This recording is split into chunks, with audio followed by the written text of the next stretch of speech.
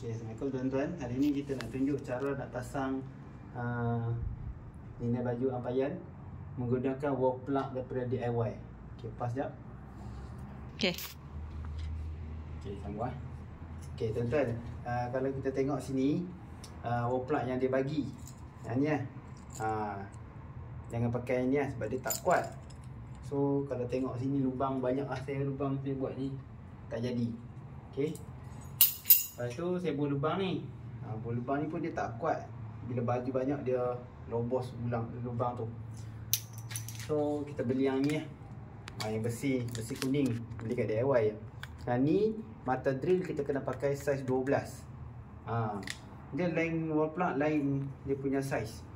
Saya try saiz 8, saiz 10 tak ngam. So saiz 12. So kalau kita tengok lubang tu banyak lubang. So jangan ulang kesilapan ni.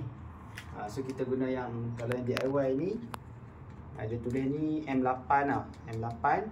So kita punya mata drill guna saiz 12. Lagi saya tunjuk cara nak buat dia.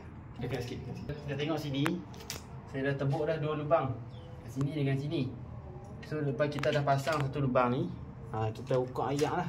Kita timbang ayak supaya 90 degree kan. So kita ukur 90 darjah. Lepas tu kita tanda. Kita buat lubang, lagi kita tebuk. Okey, dia macam nak tebuk.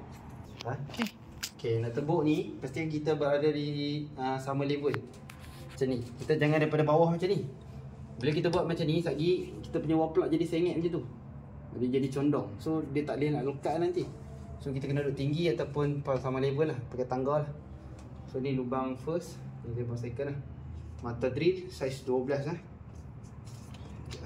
Okey. Kena nampak tu, nampak tak? Saiz 12 Kalau guna saiz 8 dia kecil sangat. Kalau guna besar sangat dia lobos, nanti ampayan tu akan jatuh. So 12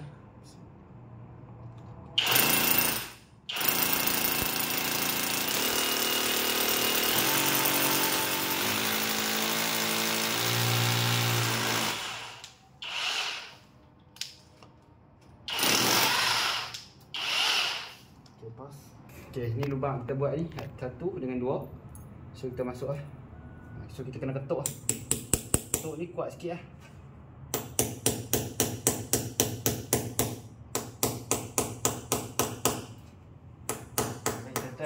Ni kita pasang ni, tapi perlukan seorang pegang belah sana, support.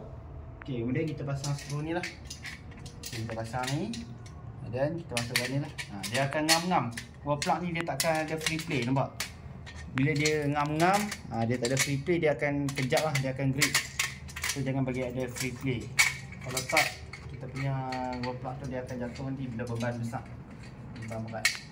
Okay, sekian, itu sahaja perkongsian. Assalamualaikum. Tuan-tuan, ni kita punya ampayan dah siap pasang. Okay, lubang-lubang tu kita dah cover, kita dah tutup dah.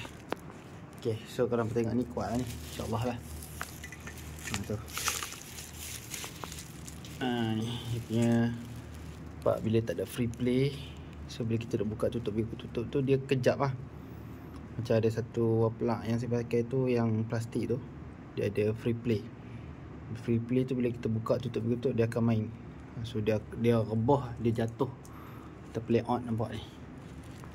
Bila jatuh play on tu habis lah, bengkok. So ini saya repair balik. So tajam ni kita ni lah, kita asah dia bagi tumpul. Okay, kemudian jangan lupa lah ini, so safety lah. So besi ni sangat tajam, so getah ni pasang lah. Okay, sekian itu sahaja perkongsian, semoga bermanfaat. Assalamualaikum.